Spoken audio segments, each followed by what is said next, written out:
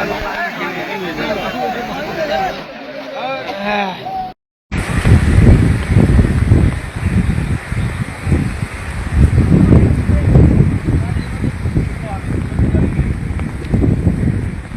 80 feet सड़क थोड़े से पानी में ही बह गई। किशनगंज में 155 करोड़ की लागत से बनी सड़क का 80 फीट का हिस्सा बह गया है। आपने शुरू में जो वीडियो देखा, जो स्कॉर्पियो खड्डे में गिरी हुई है, वो किसी तालाब या झील में नहीं गिरी है, वो सड़क है। जो सड़क अचानक से बरसात में बह गई है और उसमें एक तेज रफ्तार स्कॉर्पियो जाकर फंस गई है। गनीमत ये रहा कि किसी भी व्यक्ति को कोई क्षति नहीं पहुंची है। ये किशनगंज जिला है जहां पर सदियों में विकास पहुंचती है, दशक लग जाते हैं एक सड़क बनने में, और वहां पर भ्रष्टाचार की भेंट चढ़ गई है। DB 50 रोड, उस सड़क में इतने भ्रष्टाचार हुए हैं कि सड़क जो है बरसात की, हल्की फुल्की बरसात के पानी में 80 फीट का हिस्सा जो इसका है बह गया है। इस सड़क को बनाने में 155 करोड़ रुपए जो JDU के तत्कालीन विधायक थे मास्टर मुजाहिद, उन्होंने लगाए थे, लेकिन अब ये सड़क बह गई है।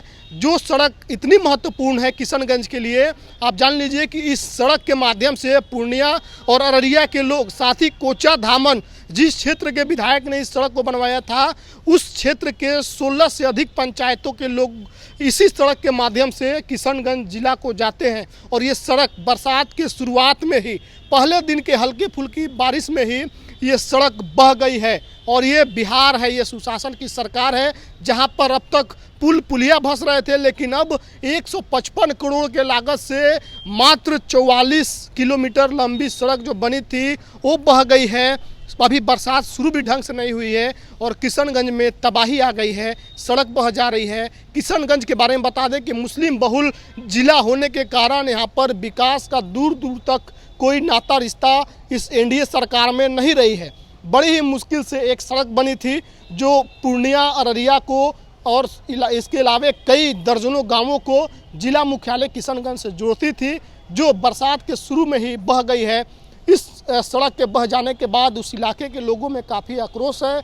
लोग भड़के हुए हैं कि किस तरह से विकास हो रहा है कि बरसात अभी शुरू भी नहीं हुआ और सड़कें बहने लगी है और अभी तो बरसात बाकी है। इस पर राजद के प्रवक्ता एजाज अहमद ने भी सवाल खड़े किए हैं और इस पूरे सरकार को ही कटघरे में खड़ा कर दिया है। उन्होंने सीधे तौर पे कहा है कि ये सरकार जो है भ्रष्टाचारी सरकार है, सरकार की पूरा सिस्टम ही भ्रष्टाचार पे चल रहा है और डिक्के टैक्स के जरिए ये सरकार काम कर रही है, इसीलिए सड़कें बह जा रही है, पुल गिर जा रहे हैं। अब देखिए एजाज अहमद ने इस पर क्या कुछ कहा है।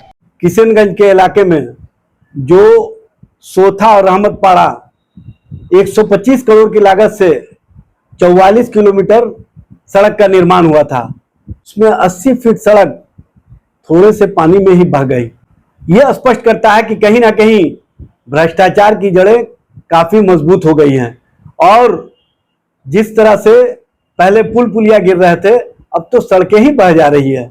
उसके बावजूद भी सरकार की नींद नहीं खुलती है। सरकार में बैठे हुए लोग चिर निद्रा में है। बिहार में भ्रष्टाचार को किस तरह से सरकार के स्तर से संरक्षित किया जा रहा है, यह स्पष्ट रूप से दिखता है। विजय सिन्हा जी, आप तो कहे थे कि हम पथ निर्माण विभाग से भ्रष्टाचार को समाप्त करके ही बैठेंगे, लेकिन आपने जो मामले उजागर किए थे उसके कारण आपको पथ निर्माण विभाग से विमुक्त कर दिया गया और आप कहे थे कि हम अंतिम दम तक इस मामले में जो लोग संलिप्त है उन पर कार्रवाई करवाएंगे, लेकिन कार्रवाई नहीं हुई। इससे ही समझ में आता है कि भ्रष्टाचार को शीर्षस्थ स्तर से कहीं ना कहीं संरक्षित किया जा रहा है।